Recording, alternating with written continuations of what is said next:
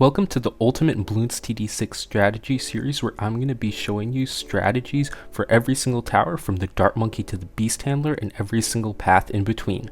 This will show you how to diversify your setup and get better, along with seeing some stats, tips and tricks, and all of the strategies for every single one of the towers. And although that the series is geared more towards Chimps mode, this will also show you a lot of tips and tricks that apply to the standard game and will allow you to win with a new style. Moving on to the most recent tower, which is the Mermonkey, we have the top path, which has the Lord of the Abyss, the Abyssal Warrior, and the Abyss Dweller. These guys are all pretty cool, and they do something super unique, so let's get into it. So the Abyss Dweller does early game damage, and it's actually pretty good, better than most people might think. The Abyssal Warrior does a whole bunch of stuff, and they're all really cool and really unique, which makes it an awesome tower, and the Lord of the Abyss kind of ramps it up and can be used as late game cleanup too. So starting off with the Abyss Dweller, this guy is actually pretty darn good. He's kind of more better on easier maps where you can get a loop around and then his attacks can like all go around it, and it's pretty cool. The Abyssal Warrior will increase the pierce of other towers by 20%, which is really crazy, and then the Lord of the Abyss does it by 40%, and this is a unique ability. Actually, they've kind of been starting to roll it out on other towers. Jones has it too, so not like totally unique, but for hero wise it is something really nice to see a tower that just will strictly buff pierce. It will also do a bunch of other things, slow down Moabs, do damage, kind of cleanup oriented, and the Lord of the Abyss gets actually pretty darn good at the cleanup in the late game, while Abyssal Warrior does mid game. So cross path, you just want to get X01, so 301, 401, 501. You can get the extra range, but for the price it's not really worth it unless you need to buy it just to be able to grab another tower's pierce or whatnot. Usually you don't want to spam those extra ranges, it's not generally that good.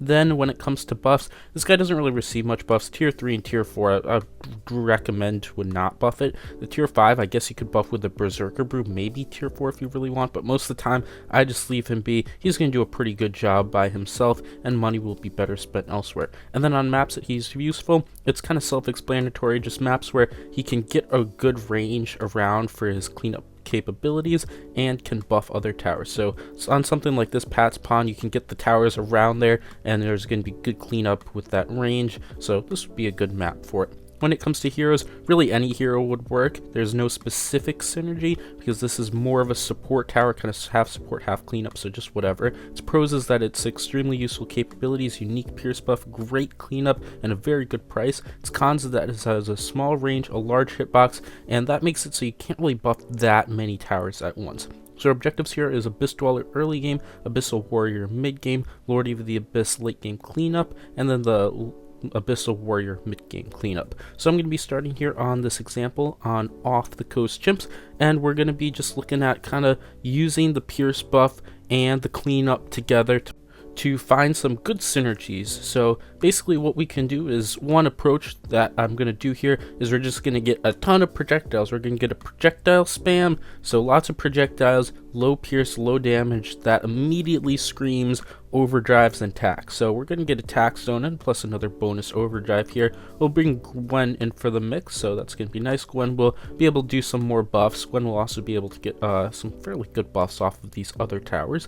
And then we're going to put Lord of the Abyss to increase the pierce, do some good cleanup, because that's going to work perfectly with the attack zone. So then we'll get extra pierce on all of these projectiles, and then we'll get a damage debuff in there too. So I'm thinking Super Brittle will do that too, and it's going to be very nice. I'm going to be pulling out the Mermonkey in here. You can't necessarily really start with it that well, so I get a chimp starter of just a 202 sub, and we'll have that intel dart over there. And then I'm going to get 301 kind of more in towards 30s, and this is going to help out a lot. It's also going to be able to pop camo, which is going to be really nice, and generally can just do a lot of damage. Another interesting thing is that the Tier 4 is also actually pretty good at taking out Moab. So I either had a choice of going for the Tier 4 to take out the Moab or start building my attack, and I ended up started to build my attack. Both options are pretty good. I just kind of needed something to deal with leads there, which I kind of forgot about. Luckily I had Gwendolyn's ability, so that was quite nice.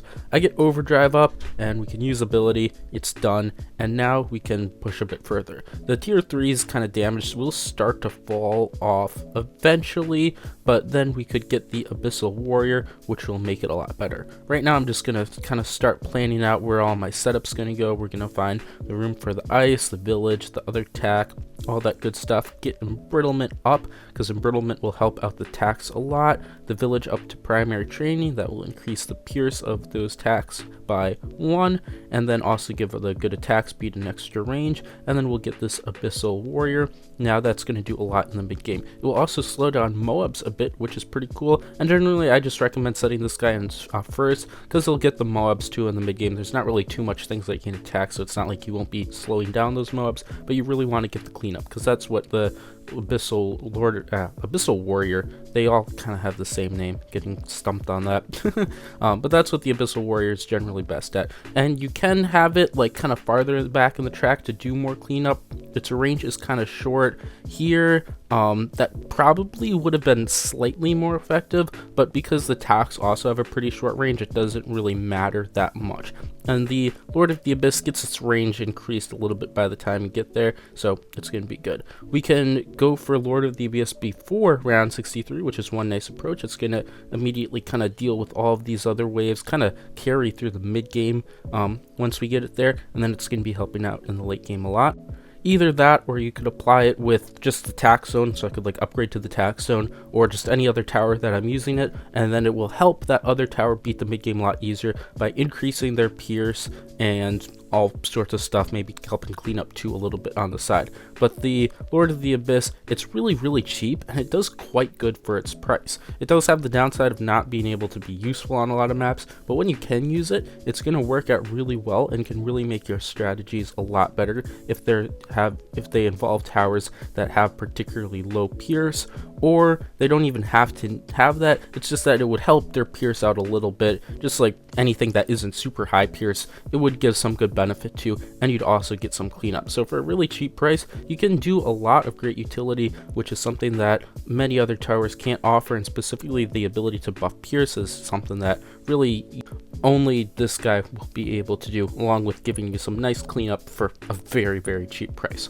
So anyways, we get that, and then we can grab that tax stone. The only thing to round off this generalized synergy is we're going to need to ramp up the damage, so we're going to get that embrittlement all the way up to the tier 5, so we'll have the super brittle, and then we'll just be cruising through everything. So this tax stone and overdrive, if I had more space in the mix too, I'd get some more overdrives too, because why not? Gwendolyn also over there will be doing great. These guys are just going to be absolutely shredding everything. We're going to have tons of projectiles, all with high pierce and tons of damage. So high pierce, high damage, many projectiles, that's just a recipe to literally win. And it's going to be a 40% pierce buff from the Lord of the Abyss, which is going to be quite significant, especially with all of these projectiles that I have.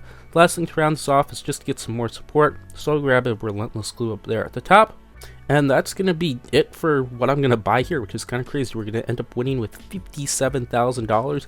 That just kind of shows you this is a really strong strategy. You could even go there farther to make it more safe or whatever you want. But yeah, it's a good synergy. There's many other towers that you could pick that have the same many projectiles, low pierce, low damage, even something that has like remotely close to that would work out really well. That's really nice. Now I'm going to talk about this because there's probably going to be somebody in the comments who isn't going to watch this section of the video and start talking about, oh, why aren't you showing this with permaspike? And the answer is because I really don't think it's that good. It's just extremely overhyped.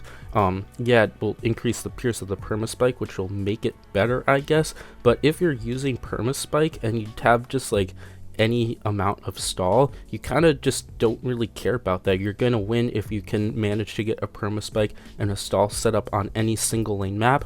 And if it's a multi-lane map, there's definitely bigger priorities that you need to spend your money on than getting permaspike. So when you have permaspike, you just grab that permaspike, get it up, get like a bunch of more presses, a 402 maim on last, it's gonna do fine. You don't really have to care about that. Maybe get like some extra damage in the front. So it's just something that I don't really recommend using. If you're using permaspike, just do it the better way and you'll be able to win just fine.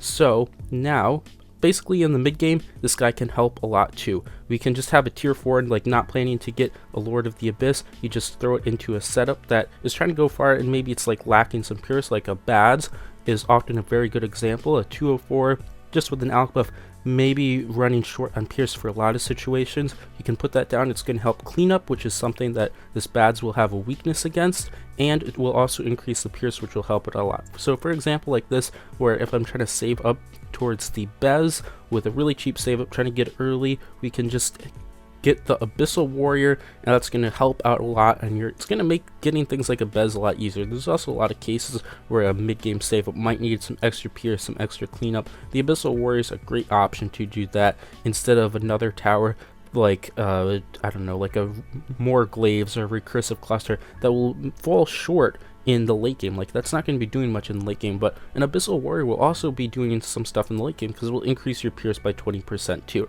So it's going to have some merit later on too, and it's also going to be a great option in the mid game. So really a really cool tower that you can use in the mid game to maybe help a save up out, and I've used it a lot of times. It's really nice, and I highly recommend doing that.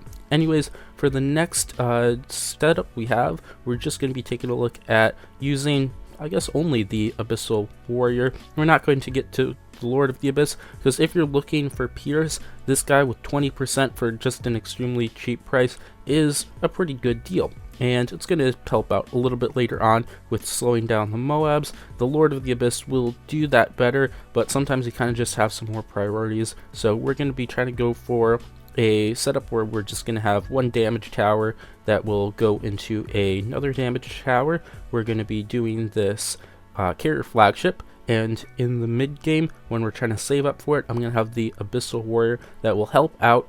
It will allow me to save up to the carrier flagship without having to get like any extra stuff that's going to be a waste later on, and then I can save up for something like a Moab domination, which will be pretty cool, and everything's going to be very chill and very, very easy.